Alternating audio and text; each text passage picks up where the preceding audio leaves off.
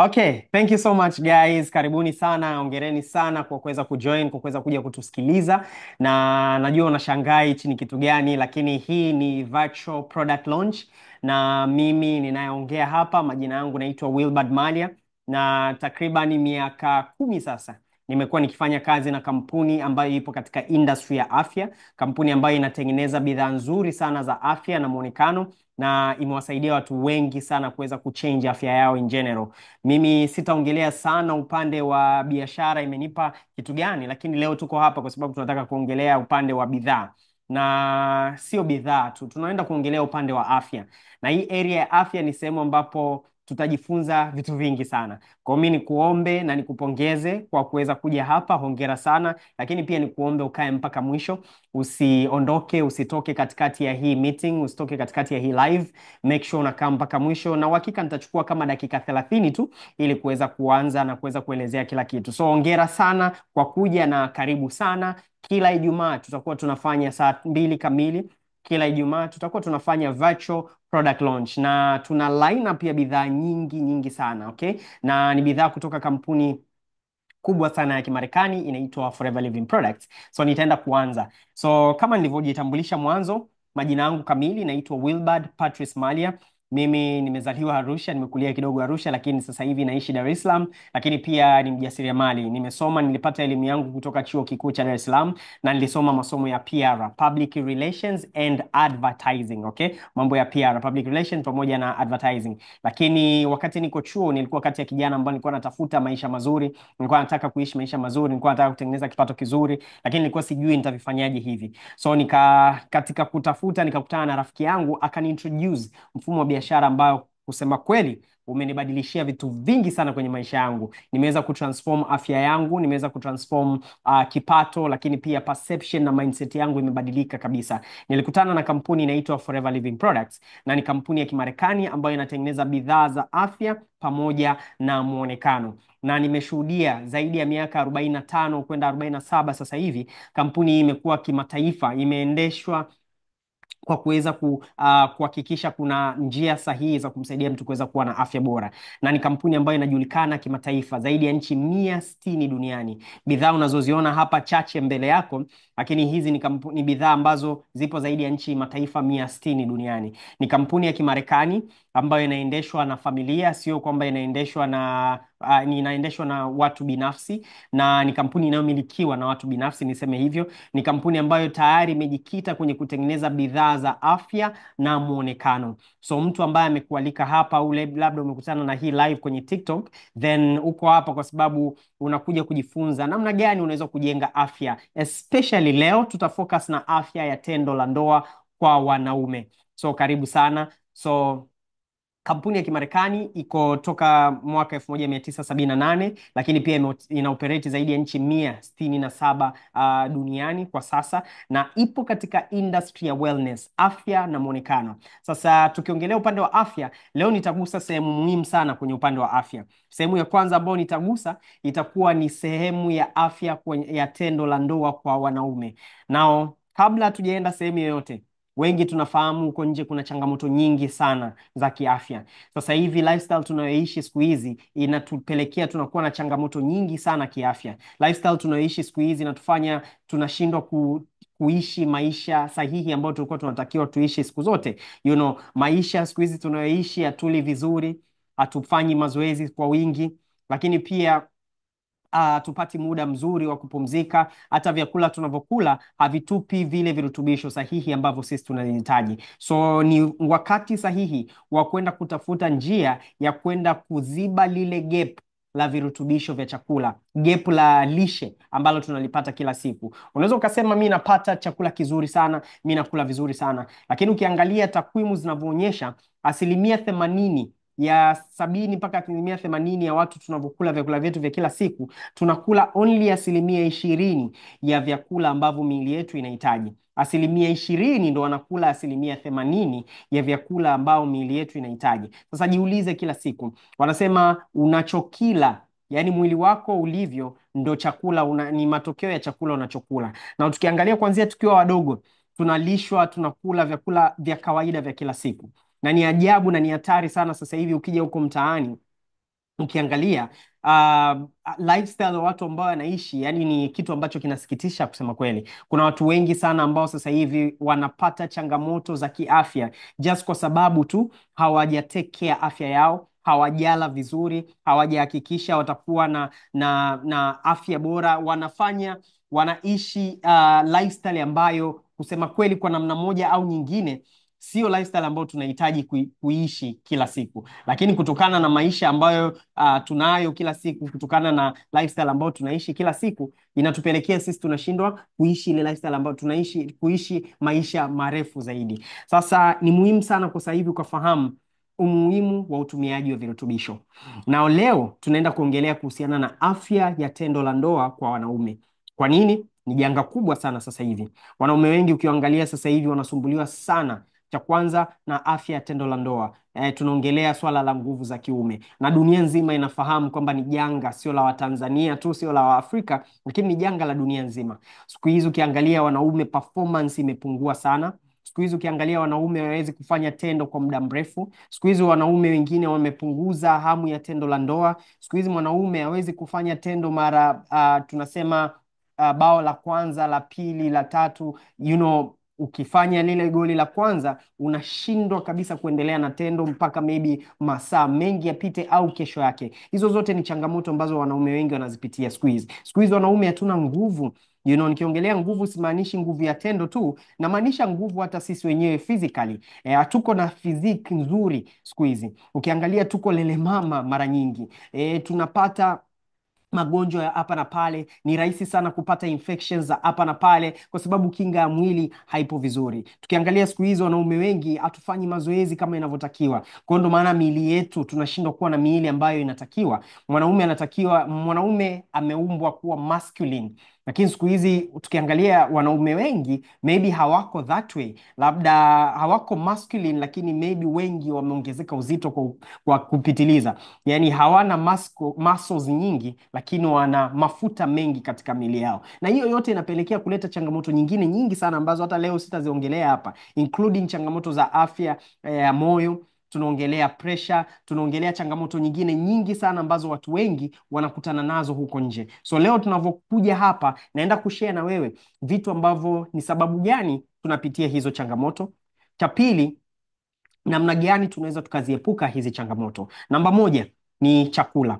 Chakula tunachokula kila siku sio vyakula sahihi. Wewe jiulize, kuanzia leo umeamka asubuhi mpaka umeenda kulala, umekula nini? Kama umefunga, yes, naelewa labda ndo unakula sasa hivi, lakini kama hujafunga au kipindi ambacho ufungi, ukiangalia kuanzia asubuhi, mchana, jioni, unakula kitu gani? Wengi Kiafrika tumezoea ukiamka asubuhi utakunywa chai, chapati, mandazi. Iko ni aina gani ya chakula? Hiyo ni wanga. Okay? Kwa hiyo chai, chapati, mandazi, hivyo vitu vyote, utakula mkate, utakula miogo, utakula viazi, vyote hivyo ni vyakula vya wanga. Kwa hiyo asubuhi, cha kwanza, breakfast yetu ya kwanza inakuwaga imejaa wanga. Hata ukasema unakula mtori, mara nyingi wanga unakuwa umezidi pale. Okay? Kwa sababu zote hizo ndizi ipo katika fomu ya carbohydrates. Hiyo ni asubuhi. Mchana utasema utakula lunch. Lunch utakula kitu gani? Mara nyingi tutakula wali, ugali. Umechenga sana utakula pilau. Ijumaa kama jana unapiga biriani pale kidogo, utakula labda ndizi, utakula labda sijui utakula makande. Vyote hivi ukiangalia 90% ya hivyo vyakula ni wanga. Kwa hiyo umekula wanga asubuhi, umekula wanga tena mchana, lakini tena jioni utaenda kulala. Usiku nyumbani watapika ugali, usiku nyumbani watapika wali. Ndo chakula famous sana kitanzania. Yaani ukipita nyumba 10, katika nyumba 10, nyumba 8 wamepika ugali au wali kwa ajili ya dina. Okay? Na ukiangalia ni familia nzima watakula. Na kama kuna utofauti hapo, basi ndo utakuta wamebadilisha, wameenda kwenye ndizi, labda ni pilau, lakini labda watakula chapati siku hiyo for dinner. Lakini vyote hivyo ni vyakula gani? Wanga. So kuanzia asubuhi mpaka jioni, consumption kubwa ya vyakula tunavyokula ni consumption ya vyakula vya wanga. Kwa mara nyingi tunajikuta tunakula vyakula vya wanga sana sana kuliko vyakula vingine vyovyote. So hiyo ni challenge pia kubwa hapo. Na kwa nini ni challenge? Mwili wako hauhitaji wanga mwingi kiasi hicho, unless unafanya kazi kubwa sana ambazo zinahitaji energy ya kutosha. Wanga unavyoingia kwenye mwili wako, mwili unabadilisha wanga ambao tunaita carbohydrates kuenda kuwa fats, and then hizo fats, mafuta, hizo fats zinaenda kubadilishwa into energy, ambayo hiyo energy ndo mwili wako unatumia kufanya kazi za mwili za kawaida, kuanzia metabolism, kuanzia kufanya kazi za kawaida. Hapa naongea na wewe na natumia calories, natumia mwili wangu kuna metabolic activities zinaendelea katika mwili wangu. Hiyo yote ni kunifanya mimi hapa kuweza kuendelea kupata ile yani mwili wangu unatumia energy, unatumia mafuta ambayo unatumia energy ambayo yametoka kwenye mafuta ambayo yametoka kwenye wanga. Sasa mara nyingi tujiulize, asilimia kubwa ya vyakula tunavyokula ni wanga ambao unaenda kutengeneza mafuta, ambao mwisho wa siku ya mafuta yanaenda kuwa nini? Yanaenda kuwa energy, lakini hatuhitaji hiyo energy kwa mwili. Ukipata excess mafuta, excess wanga, utakachofanya unaenda kubadilisha ule wanga kwenda kuwa mafuta, alafu unaenda kutunza yale mafuta. Kwa unatunza mafuta katika sehemu tofauti tofauti za mwili. Ndio maana utaona mtu amenenepa. Ndio maana kuna mtu anasema sisikiki, jamani. Kuna mtu amesema sisikiki. I hope nasikika vizuri. I hope nasikika. Can somebody say kwenye chat kidogo hapa? Nasikika. Okay, thank you so much. Thank you very much. Okay. So wanga yote nini inaenda kutengeneza kuwa mafuta. Mafuta yanatunzwa kwenye mwili. Mwisho wa siku ndo unaona mtu amenenepa na kitambi. Mwisho wa siku unamuona mtu ameongezeka uzito, mara anakuwa na manyama uzembe. Vyote hivyo ni matokeo ya haya yote, na sio wanga peke yako unakufanya unanenepa. Viko vitu vingi sana. Kuna genetically ni kati ya njia ambazo zinaweza zikamfanya mtu akanenepa. Maybe familia yako, historia yenu ya familia huko, mna mili ya kunenepa. Okay, inaweza ikawa genetically, lakini pia inaweza ikawa ni kutokana na vyakula, ndo kama nilivyoongelea hapa, lakini pia inawezekana na ndo asilimia kubwa kutokana na sumu na toxins ambazo tunaziingiza katika miili yetu. Sasa kama wewe ni mwanaume, ni muda sahihi kufahamu kwamba unahitaji kula vyakula ambavyo mwanaume anahitaji kuvila, kwa sababu siku hizi kutokana na lifestyle zetu na vyakula tunavyokula, miili yetu unakosa vile vyakula sahihi, unakosa madini sahihi, unakosa virutubisho sahihi, unakosa zile vitamins ambazo mwanaume anatakiwa kwenda kuzila zikamsaidia kwenda kuijenga afya yake vizuri. Na ndio maana ni muhimu sana ukapata nafasi ya kujifunza leo ambacho nitaenda kushare na wewe kama mwanaume, ili kwenda kuimarisha afya yako ya tendo la ndoa. So cha kwanza kabisa, mtu yote ambaye anaanza kufikiria kuanza kurekebisha afya yake ya tendo la ndoa, mara nyingi sana anaanza kupata challenges tofauti tofauti, na changamoto ya tendo la ndoa ziko nyingi sana. Kuna watu wanaweza wakawa na changamoto labda ya tendo, yeye hawezi kufanya tendo muda mrefu. Okay, maybe unafanya tendo kidogo unashindwa kuendelea, manake ufanyi tendo muda mrefu. Kuna watu changamoto ya tendo la ndoa au afya ya tendo, unakuta yeye hawezi kusimamisha uume kabisa. Hata kama ikitokea amesimamisha, basi atasimamisha kwa dakika 2, 1, and then sio hata dakika, sekunde chache, and then uume unarudi kulala. Kuna watu changamoto yao labda ni kwenye upande wa shahawa, sperms wanaita. So sperms labda ziko chache, sperms zinashindwa sio nyingi, wanaita kitaalamu wanasema ni unakuwa na low sperm count. Na ukitaka kujua hizi, nenda hospitali, wanaweza kupima sperm count zako ukajua kwamba wewe una moderate, una high au una low sperm count.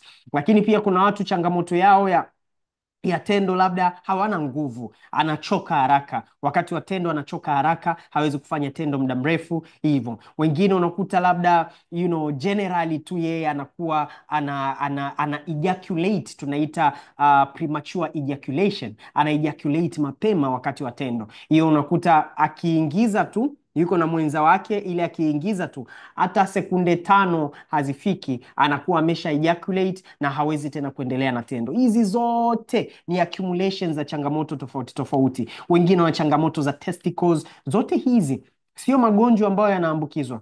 Achana na UTI, achana na gonorrhea, achana na HIV. Hizo ni sexual transmitted diseases. Na mimi leo hapa sio daktari. Mimi sio daktari, wala siji hapa kukuambia mambo ya kidaktari. Kama unataka ushauri wa kidaktari, nenda hospitalini. Mimi ni mshauri wa afya. Leo niko hapa kukuelekeza na kuelimisha kuhusiana na afya na jinsi gani afya itakavyokuwa muhimu kwa ajili ya kuweza kuijenga afya yako na kesho yako vizuri kabisa. Kwa hiyo vyote hizo ni challenge ambazo maybe unazipitia, maybe umeshawahi kuzipitia, Maybe umeshawahi kukutana na mtu ambaye anazipitia hizo challenge, na zote hizo zinatokea kutokana na lishe. Cha kwanza kabisa ni mfumo wa maisha. Mfumo wa maisha tunaongelea tunavyoishi, hatufanyi mazoezi vizuri, hatufanyi mazoezi kwa wingi, lakini pia inatokea tunavyokula. Vyakula ambavyo tunakula vinatupelekea kuishi hizo lifestyle mbaya. Mara nyingi sana tunakunywa vinywaji vingi sana kama masoda, bia, pombe kali. Zote hizi zinapelekea na zinachangia kutokuwa na afya ya tendo la ndoa. Sisemi kwamba sijui yoyote anayekunywa hivyo anakuwa na hiyo changamoto, lakini vinaendelea kuchangia kidogo kidogo. Baada ya muda fulani mrefu, then utajikuta umepata hizo changamoto. Hiyo ni sehemu ya kwanza. Sehemu ya pili ni generally sasa kuweka vyote hivyo kwa pamoja na kuto kuangalia afya yako vizuri, kuto kula extra vitu ambavyo vitaongeza vitu vingine au virutubisho vingine katika mwili wako, na ndio maana unakuta hizo changamoto zinatokea. Sasa basi, changamoto kama hiyo ikishatokea, huwa tunafanya kitu gani? Mara nyingi sana challenge kama hiyo ikishatokea, wengi tunakimbilia kutafuta options. Okay? Na options ziko nyingi sana. Unaweza ukaenda hospitalini ukapewa baadhi ya madawa ambayo yakakwambia haya yatakusaidia kuboost. Wengi tunayafahamu. Kuna madawa yanaitwa Viagra, tuna boosters tofauti tofauti, zipo nyingi sana huko nje. Kuna wengine wanazitumia hizo kwa ajili tu ya kuweza kuenhance afya, sio afya, kuenhance performance kwenye tendo. Okay, lakini wengine mara nyingi wanapitia challenge kama hizo, wanaenda kutumia vitu ambavyo tunavisikia vinaongeleka huku mtahani, kama kuna kipindi vumbi la mkongo lilivuma sana, na kuna vitu vingine vingine vingi vidogo vidogo ambavyo watu siku hizi wanavitumia. Siku hizi nasikia watu wanakunywa Panado na energy drink. Mtu anakunywa Panado na energy drink ili aweze kupata uh, okay, ili aweze kupata hiyo booster, hiyo energy. Kuna watu wanakula vitu tofauti tofauti, ni vingi sana. Na hivi vitu tunavyokula, sitaki kusema ni vibaya au ni vizuri, but vingi, 90% vina effect kubwa sana kwenye afya yako. Ukila booster, mwili wako una opposition in a way kwamba kila baada ya tendo au kila ukiwa unataka kufanya tendo, unataka akili yako, the only way ya wewe kusimama kufanya tendo kama ni mwanaume, akili yako itabidi iwaze booster. Utafute hizo Viagra, utafute hizo. Kwa hiyo utajikuta maisha yako yote hauwezi ukafanya tendo bila kutumia hizo booster. Okay? Bila kutumia hizo booster. Ndio maana mara nyingi sana challenge kama hizo zinatokea so many times huko mtaani. So many times kwenye vitu vingi ambavyo vinaendelea huko mtaani. Kwa hiyo ni vitu ambavyo vipo vinatokea. Kuna watu wanatumia vitu ambavyo viko mtaani huko ambavyo yes vitakupa temporary solution, lakini vitakuja kukupa permanent disorder. Unaona? Vitakuja kukupa permanent effect ambayo itakuchukua miaka na miaka kuja kuondokana nayo. Kwa hiyo mimi nashauri sana, kama unapitia hiyo changamoto, inatatulika. Kama unapitia hiyo changamoto, inatatulika kabisa. Na njia ya kwanza kutatulika, ndio muone daktari.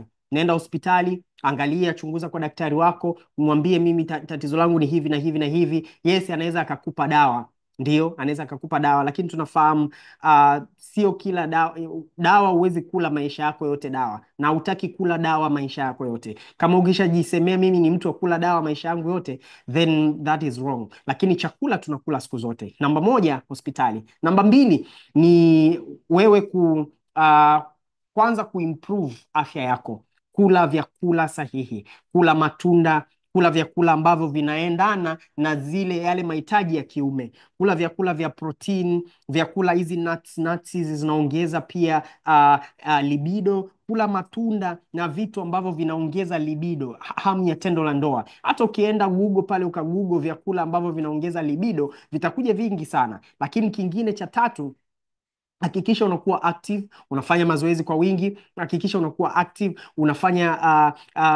unafanya practices ambazo zitakufanya akili yako iwe active.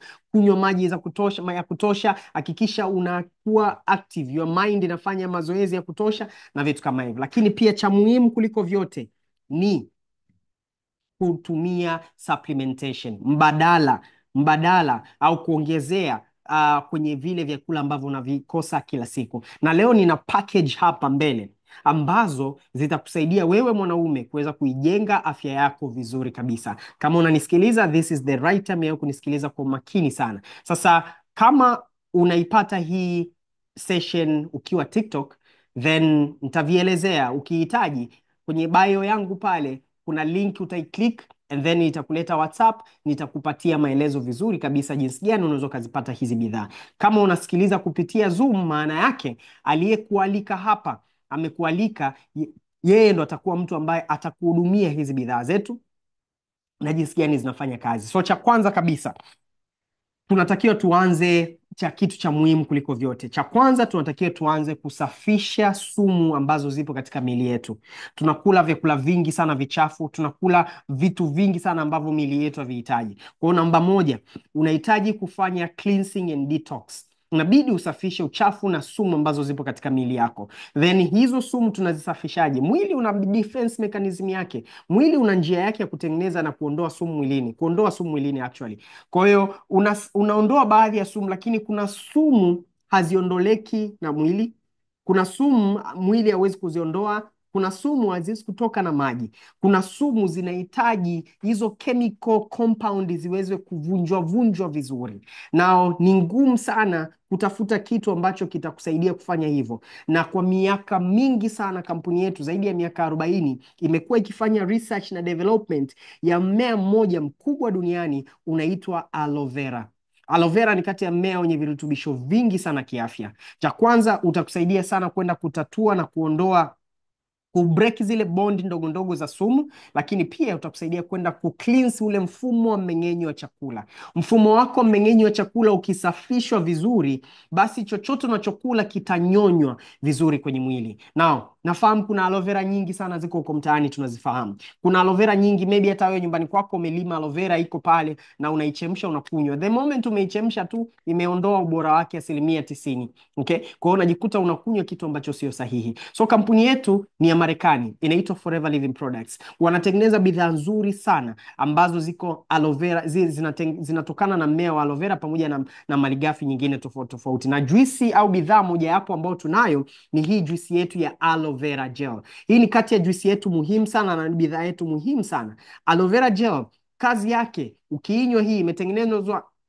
na asilimia kubwa, asilimia zaidi ya 99 ambayo ipo huku ndani ni aloe vera. Kwa hiyo unavyofungua hii juice, unaenda ni sawa na unafungua bidhaa au mmea wa aloe vera, ni sawa na unakata mmea wa aloe vera shambani na kunyonya ule ute wake wa ndani purely kama ulivyo, kwa sababu huku ndani imewekwa pure aloe vera bila kuwekewa bila kuwekewa preservatives zozote. Tunatumia natural preservatives ambazo zinapatikana kwenye citrus fruits labda na mahindi na vitu kama hivyo, ndo tunatumia kupreserve aloe vera yetu. Na ndo maana aloe vera yetu ukiifungua tu kwenye hii chupa yake inaanza kuundergo kitu kinaitwa oxidation process. Ukichukua ndizi au apple, ukilikata tu apple likikaa kawaida linaweza likakaa siku kadhaa nyumbani na likaa liko super kabisa, lakini the moment ukilikata tu apple ukaliacha wazi kutumia hii oxygen ambayo ipo sasa hivi kwenye hewa, lile apple likikutana linapitia kitu kinaitwa oxidation process.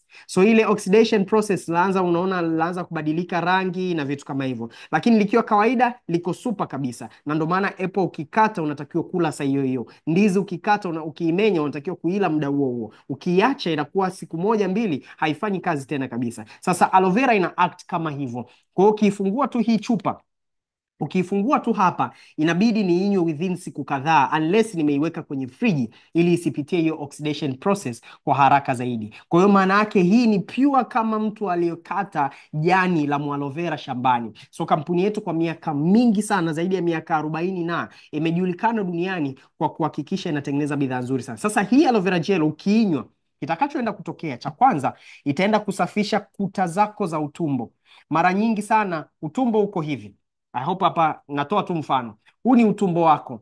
Ili utumbo wako, let's say ukila chakula kinapita kwenye tumbo, kinatoka hapa kinaenda kwenye tumbo, and then kinapita katika utumbo mdogo, mkubwa, mkubwa, mdogo, yani hivyo. Itatoka katika utumbo wote ule mdogo, mkubwa, and then from there kitatoka nje. Chakula kinavyopita kwenye utumbo ndo kinaenda kunyonywa vile virutubisho. Kwa kila mboga za majani, hizi mboga za majani kama zina nutrients, hizo nutrients zinanyonywa wakati zikiwa zinapita katika utumbo. Kwa hiyo utumbo mdogo unafanya kunyonya virutubisho, hivyo virutubisho vinaingia kwenye blood vessels, damu yako ndo inasambaza virutubisho kwenye mwili mzima. Sasa basi, afu utumbo mkubwa unaenda kunyonya maji maji, na then ndo unatoa kile tunakiita choo kibaya, au labda chakula kichafu, sawa sawa. Sasa basi, kutokana na lishe na vyakula tunavyokula kila siku, huu utumbo huu unakuwa hauko sahihi. Huu utumbo unakuta umechafuka na mafuta na uchafu mwingi mwingi sana, takataka nyingi sana. Kwa hiyo mara nyingi sana hatusafishi tumbo letu. Kwa hiyo hii ni muhimu sana kunywa aloe vera gel, kwa sababu aloe vera gel itaenda kufanya the cleansing effect, itaenda kusafisha na kukwangua ule uchafu kwenye utumbo wako. Kwa hiyo kama vyakula ukiwa unakula haviendi kunyonywa vizuri, ni kwa sababu tu utumbo wako hujawa salama. Lakini ukitumia aloe vera gel itakusaidia kwenda kusafisha utumbo na mwili wako ukawa vizuri, vile virutubisho vikanyonywa vizuri katika mwili wako. Kwa hiyo kabla ya chochote lazima uweze kucleanse na kupitia aloe vera gel. Aloe vera gel unaweza ukanywa nusu glasi asubuhi, nusu glasi jioni, kila mwezi, kila siku, kila mwezi unaweza ukaitumia. Mimi nainywa hii kila siku kuanzia asubuhi kabla sijala chochote, na mimi na nusu glasi na kunywa, na ni pure. Hii sio dawa, hii ni juisi ambayo imetengenezwa na mmea wa aloe vera, na hata ukifungua unaona kabisa kuna yale makapikapi ya aloe vera kabisa pure, na zimetengenezwa zote Marekani. Bidhaa zetu zimetengenezwa Marekani. Bidhaa zetu zimehakikiwa na serikali Tanzania, TFDA na TBS, lakini pia na mataifa yote 167 duniani. Bidhaa zetu zimekuwa approved na halal. Ndugu zetu Waislamu, hizi ni halal certified. Bidhaa zetu zimekuwa approved na kosher rating. Hawa hapa unawaona, sijui kama utawaona kosher rating, huu muhuri unauona hapa. Lakini pia bidhaa zetu huu muhuri wa M unaona, huu ni halal certified. Lakini pia tuna muhuri kutoka Baraza la Wanasayansi wa Aloe Vera duniani. Hawa wakikupa muhuri wao, maana yake wanamaanisha kwamba wewe aloe vera yako ndo the best aloe vera in the market, yani unatengeneza aloe vera yenye kiwango cha kutosha. Kwa hiyo for over 47 years tunao huu muhuri. Kwa maana yake tayari ni bidhaa salama kabisa na haina changamoto yoyote. So kinywa aloe vera, licha ya kuondoa tu na kusafisha uchafu, itakuongezea energy. Kwa kama mwanaume unaamka asubuhi unajikuta umechoka choka, kunywa aloe vera gel every day, utakuwa unaamka energetic. Kwa hiyo utapata ile natural energy vizuri kabisa, utalalala ovyo na utakuwa na ule uchovu hapa na pale. Lakini pia itakupa virutubisho, ina active compound zaidi ya 200, virutubisho vingi sana. Kwa hiyo hii peke yake tu ni kama chakula.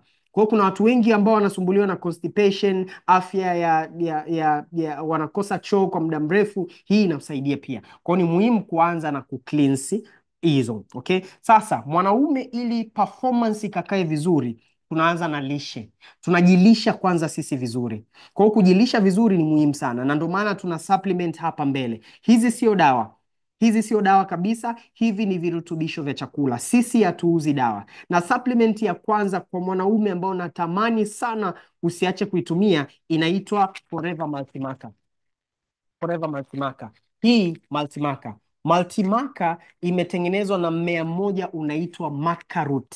Imetengenezwa na mmea ambao umetengenezwa na mzizi wa mmea wa maca, ni maca root. Miaka ancient years, Multimaca ilikuwa inatumika kama sex hub. Okay? Sex hub, yani kirutubisho ambacho kinaongeza performance kwenye upande wa tendo. Lakini pia wanajeshi wa miaka ya zamani walikuwa wanatumia Multimaca wakiwa wanakula walikuwa wanatengenezewa chakula na ile mizizi ya Multimaca kabla ya kwenda kwenye mapigano, kwenye vita.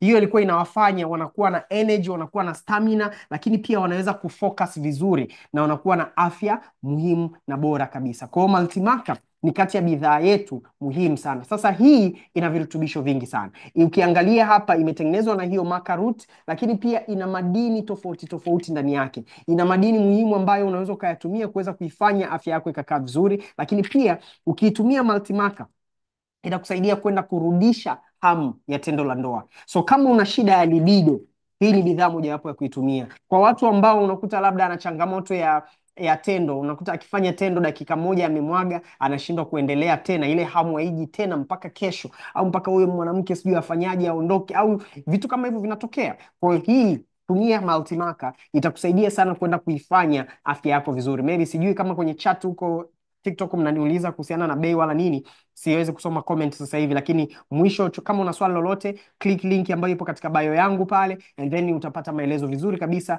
Ukija WhatsApp nielezee kila kitu unachokihitaji, mimi nitakupa maelezo, and then it will be up to you. So multimaker ni kati ya bidhaa mojawapo, so muhimu sana kuitumia, especially kama mtu unataka kurekebisha afya ya tendo la ndoa. Lakini pia kwa mtu mwenye changamoto ya sperm count, hii multimaker ni kati ya bidhaa muhimu sana, kwa sababu inakusaidia kwenda kuongeza uzalishaji wa sperms na sperm zako zikawa vizuri sana. Lakini pia ina virutubisho ambavyo vinasaidia kwenye afya ya tezi dume. Wanaume wengi, kuna bidhaa iko specific kwa ajili ya tezi dume, nitakuja kuiendea hapa, lakini hii ni bidhaa mojawapo muhimu sana kwenye afya ya tezi dume. Kwa hiyo one of the product ambayo ni very important kuitumia ni multimaker. Sasa umesha kunywa aloe vera gel, umesafisha, kula multimaker, hivi virutubisho vitaenda kwenye hichi kikopo. Ziko 60, kwa hiyo maana yake kila siku utakuwa unakunywa vidonge viwili, na sio dawa, vimewekwa kwenye mfumo tu wa vidonge ili uweze kuviconsume, lakini hizi sio dawa, ni virutubisho vya chakula na ni lishe ambayo mtu yoyote anaweza kuzitumia kwa ajili ya afya yake. Lakini pia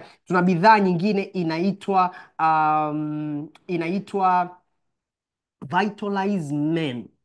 Unajua ndugu zanguni, tukiamka asubuhi, chakula kikipikwa nyumbani mchana, asubuhi, mchana na jioni, hicho chakula ndo atakula baba, mama na mtoto.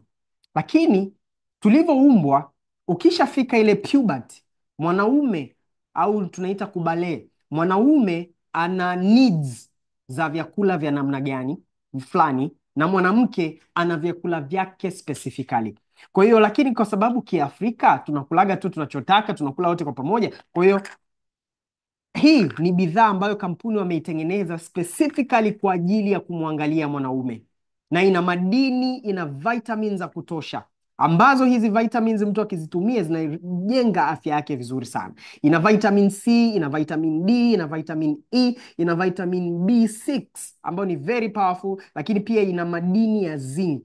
Sawa sawa, muhimu sana. Zinc ni muhimu sana kwa mwanaume kwenye upande wa afya ya tendo la ndoa, na unapata 100%, 136% on a daily use. Kwa hiyo ni kama hujala zinki siku nzima, ukila tu vidonge viwili hivi, yani ni sawa na umekula 100% ya zinki ambayo unahitaji. Ina madini pia ya selenium. Kwa selenium nao ni muhimu sana, unapata zaidi ya 127 on a daily use, recommended use ya siku moja. Kwa hiyo tayari unapata madini ya kutosha, very powerful. Na hii bidhaa ni one of the number one product ya kusaidia afya ya tendo la ndoa, na pia number one product ya kusaidia afya ya tezi dume. Sasa hivi kama umefika miaka 30, kama umefika miaka 30, actually sio hata 30, 25 na kuendelea, ni wakati sahihi wa kuanza kutumia bidhaa ambazo zitakusaidia kwenda kuijenga afya ya tezi dume. Kila mwanaume ana tezi dume, lakini kutokana na lifestyle yetu tunayokula, tunafanyaje, tezi dume linaanza kudhoofika, baadaye zinaanza kutanuka, zinatanuka, and then inatengeneza kansa. Ikitengeneza kansa, ndo hapo changamoto inakuja, kansa ya tezi dume. Kansa ya tezi dume ni changamoto kubwa sana kwa wanaume ambao wanaenda kuongezeka umri. Hii ni bidhaa mojawapo muhimu sana. Mimi nina miaka 30 na ukiangalia hii ni bidhaa yangu ambayo naitumia. Hii ni bidhaa yangu ambayo naitumia. Katika kitu naheshimu kila siku ni kuhakikisha na kula hizi supplement every single day. Siachi kutumia Vitalize Men kwa sababu inasaidia kwenda kurekebisha afya ya prostate kwetu sisi wanaume. Mwanaume yote akiwa na changamoto ya tezi dume, cha kwanza tendo la ndoa kwake taanza kuwa ni shida. Baadaye ikija kutokea kansa na ukafanyia operation, ukakatwa sijui mirija na nini, sahau tendo la ndoa. Mimi sio daktari, lakini nafahamu hivi vitu ndugu zanguni. Ukimuuliza daktari atakwambia ni kweli, hii changamoto ya tezi dume ni mbaya kushinda maelezo, na hutaki kwenda kupimwa zile njia sijui za ajabu na vitu kama hivyo. Kwa hiyo hii ni bidhaa nyingine mwanaume unahitaji, muhimu sana sana kwa ajili ya afya yako. Now, kuna hii bidhaa muhimu sana inaitwa Agiplus. Na hisi katika bidhaa muhimu kuliko maelezo ni hii inaitwa Agiplus. Agiplus ni bidhaa ambayo itakusaidia wewe. Cha kwanza, imetengenezwa na matunda ya jamii ya berries, na ina kimelea muhimu sana huku ndani kinaitwa L-arginine. L-arginine. Na kama wewe sio mtaalam sana, haya mambo hata yasikuumize akili ukataka kujua hivyo vyote detail ni nini. Kwa hiyo nikwambie kazi ya Ag Plus, na kabla sijakuelezea kazi ya Ag Plus, nataka nikwambie kitu kimoja. Mwanaume ili mwanaume aweze kuerect, namba moja, inabidi kuwe na communication katika akili yake na mwili wake. Communication inaanzia kwenye macho na masikio na hisia za ngozi. Namaanisha nini? Ukiwa unamwangalia mwanamke au ukaangalia pornographs au ukaangalia picha, wanaita picha za ngono, au ukamwangalia mwanamke, au ukiwa na mwanamke alafu ukamtamani, au mkawa katika uko na partner wako, mnajiandaa na tendo, kuna information itatoka kwenye macho yako, itapelekwa kwenye akili yako. Ikipelekwa kwenye akili yako, hiyo information itatrigger kwamba tunaenda kujiandaa kufanya tendo. Kwa hiyo itabidi hiyo information itoe taarifa iende kwenye uume. Kwenye uume wako kuna mirija midogo sana ya damu ambayo inapitisha damu kwenye uume. So ile mirija midogo sometimes huwa imefunga. Kuna valve nago zinakuwaga zinafunga kikawaida. Na ndio maana ukuti mwanaume ameerect masaa yote. Mwanaume hauerect masaa yote. Kuna muda mwanaume anaerect, kuna muda anakuwa haja erect kawaida. Kwa hiyo ile information ikija, basi ile mishipa ya damu au zile valve zinafunguka. Zile valve zikifunguka, ndo uume unaanza kusimama, kwa sababu zikifunguka inaruhusu damu zinaingia katika uume. Uume ni msuli, ule msuli ukijaa damu ndo unaanza kusimama. Hiyo ndo sayansi ya erection. Kwa hiyo endapo ile damu inazidi kubaki kule ndani katika ule msuli, nasimaanishi kwamba eti hauna damu, kama ukikatwa eti hamna damu itoke. Damu ipo, lakini kuna kiwango cha damu kinatakiwa kiingie, and then isecrete ile misuli itanuke, then ikitanuka ndo uume umetanuka, then unaendelea na tendo. Ndo sayansi jinsi ilivyo. Mara nyingi ukimaliza tendo, unakuta labda umemaliza tendo, itatokea baada ya muda fulani damu ile misuli zile valves zinajifunga, damu inashindwa kuingia tena, kwa unakuta uume unarudi chini. Sasa basi, kuna watu by default yani by default, yani misuli yake au mishipa ya kupeleka damu huku imeharibika. Inaweza ikaharibika ikadhoofika kutokana na sababu nyingi sana. Inaweza ikawa ni sababu ya nini inaweza ikawa ni sababu labda ya masturbation. Inaweza ikawa ni sababu tu ya ki physical labda. Inaweza ikawa na sababu nyingi sana. Inaweza ikawa ni chakula, inaweza ikawa na vitu vingi sana. And then ile mishipa ya damu ambayo inapeleka damu kwenye uume ikawa haipeleki damu vizuri. Cha kwanza, inaweza isipeleke damu kwa sababu ile mishipa ya damu imeziba. Okay? Ile mishipa ya damu ikiwa imeziba, inaziba na nini? Inaziba na mafuta. Wewe unakula carbohydrates kila siku. Kwa hiyo ile mafuta yanavyoendelea kujiaccumulate, yana accumulate pia sehemu nyingine, yanaenda kuziba mishipa midogo, na sio ya uume tu, hadi mishipa ya moyo. Kwa hiyo unakuta mwili wako au moyo wako, moyo ndo unasukuma damu. Kwa hiyo mwili wako unashindwa kupump damu vizuri kwenda kuingia katika ule mshipa, kwa sababu ule mshipa umeziba. Mshipa ulikuwa hivi, lakini sasa hivi uko hivi. Kwa hiyo damu inayopita pale ni ndogo sana, na ndio maana erection inakuwa sio vizuri. Kwa hiyo mara nyingi unakuta mtu anataka kufanya tendo, lakini hawezi kusimama, yaani mpaka achukue muda mrefu sana.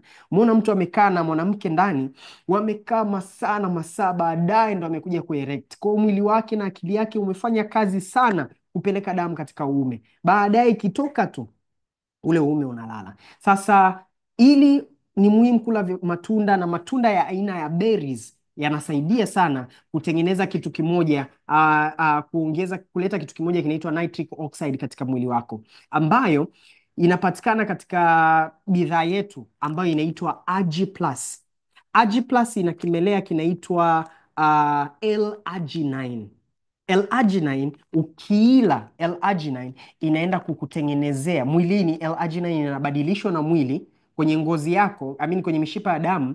Kuna tishu moja hivi kuna membrane. Ile membrane ndo inaibadilisha L-arginine kwenda kuwa kitu kinaitwa nitric oxide.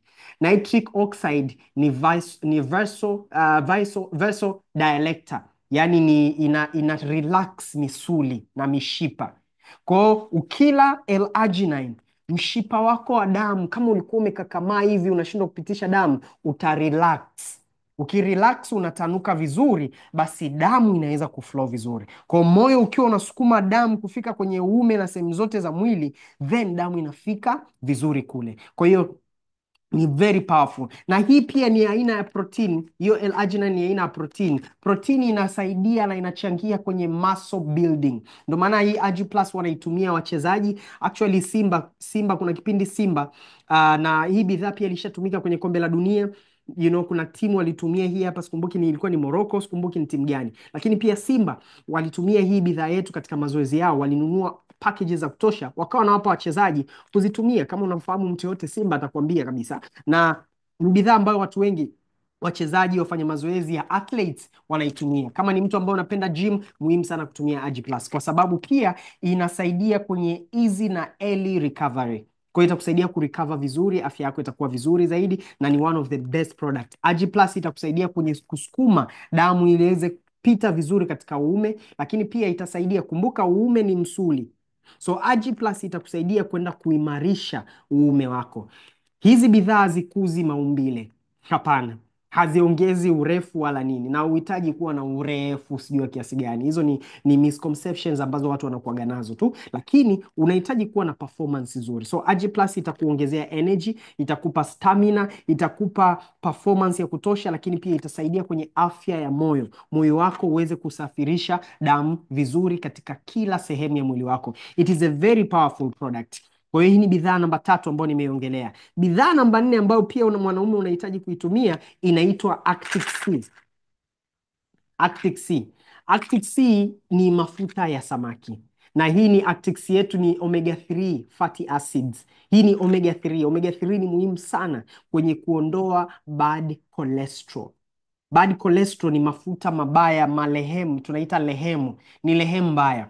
Bad cholesterol inapelekea mishipa ya damu kuziba.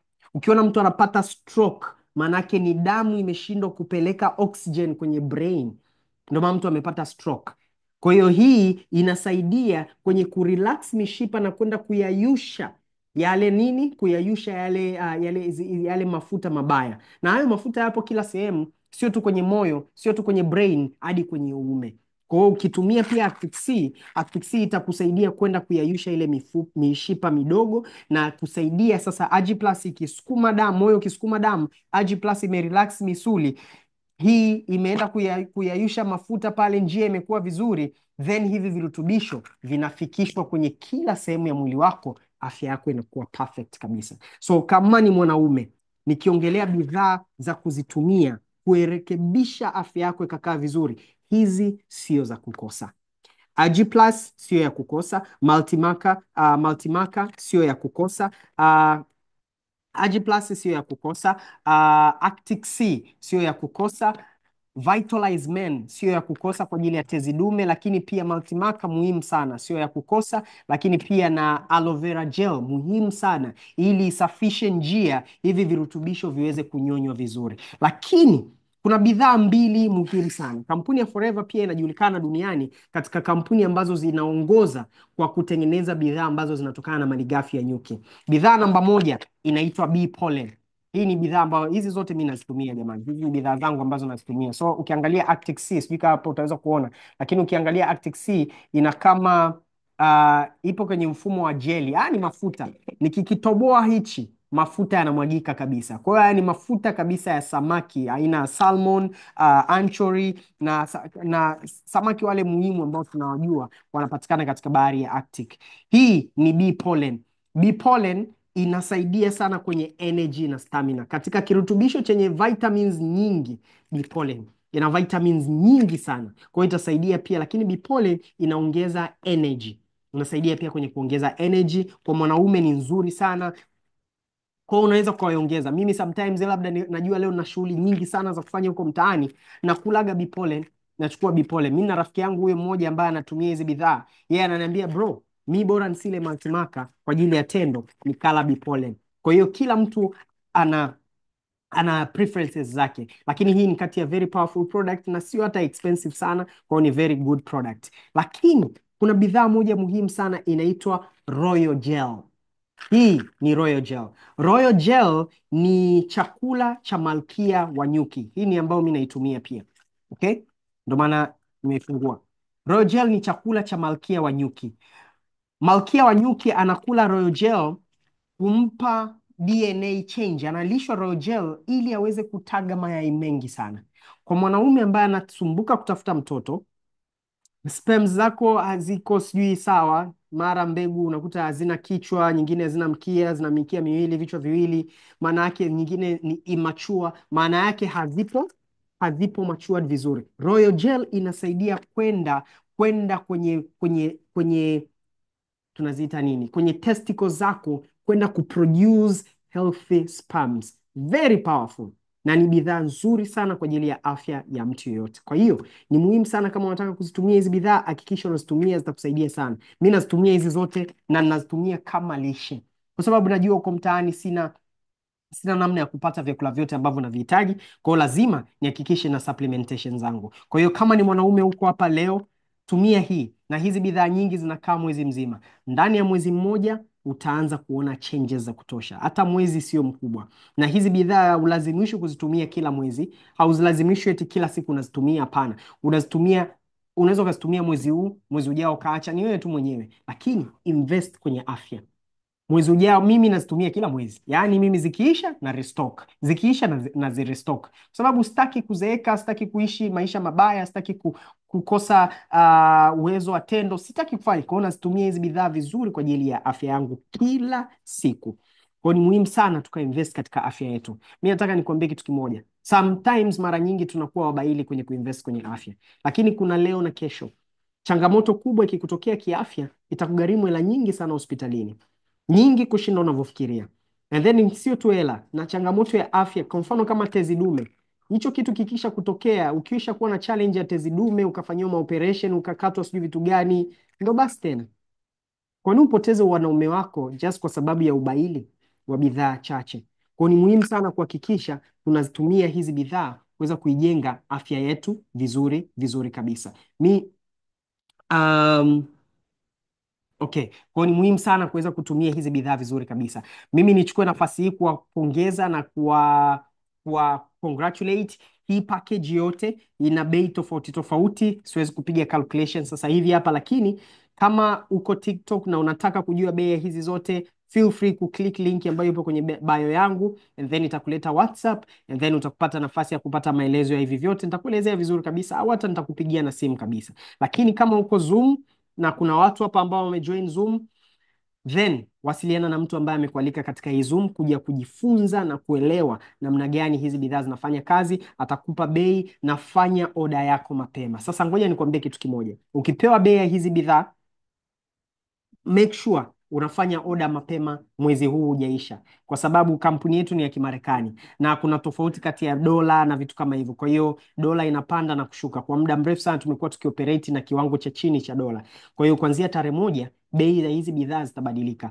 Kwa hiyo huu ni wakati sahihi sana kuhakikisha unajifunza vizuri kuhusiana na afya ni wakati mzuri wa kununua hizi bidhaa, kuzitumia na kuendelea kujifunza umuhimu wa afya, kwa sababu ukinunua sasa hivi utanunua bei rahisi kidogo, lakini pia kuna namna sisi tunaweza tukakupa a VIP membership, ukapata nafasi ya kununua hizi bidhaa zetu zote kwa discount ya 5%, lakini lazima ununue certain kiwango cha namna fulani. Kwa hiyo wasiliana na mtu ambaye amekualika, au ni check mimi inbox niweze kukutumia maelezo na namna gani ya kuweza kuanza. Thank you very much. Ijumaa ijayo, aliyekualika hapa, Ijumaa ijayo tutakuwa na session kama hii, na atafanya mtu mmoja makini sana, na mimi namfahamu yeye, ni yuko vizuri katika area ya kupunguza uzito. Anawasaidia watu sana kwenye mambo ya kupunguza uzito, na ni kijana ambaye anafanya mauzo makubwa, lakini pia ameshawasaidia hundreds of people kwenye kupungua uzito. Tuna program yetu kubwa sana inaitwa C9. Unfortunately sina hapa.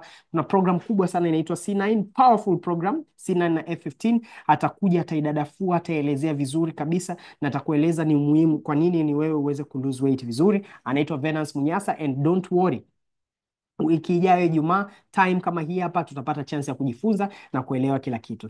Thank you very much everybody. Thank you for your time. Hongereni sana kwa kuweza kuja, na wewe ambao umenijoin live, nitajaribu kuchukua kama dakika 2 kusoma some of the comment live, but kama una urgent need, link on my bio itakuleta moja kwa moja WhatsApp yangu, and then nitakupa maelekezo vizuri sana kuhusiana na hizi bidhaa, au wasiliana na mtu ambaye amekutumia hii link kuweza kupata inquiries za hizi bidhaa ili uanze kuzitumia leo kabisa. So thank you so much everybody. Nawashukuru sana kwa muda wenu. I hope mmepata nafasi ya kujifunza vingi vingi sana. Tutaonana next week. Thank you very much. Mwenyezi Mungu awabariki na awajalie wote. Thank you so much.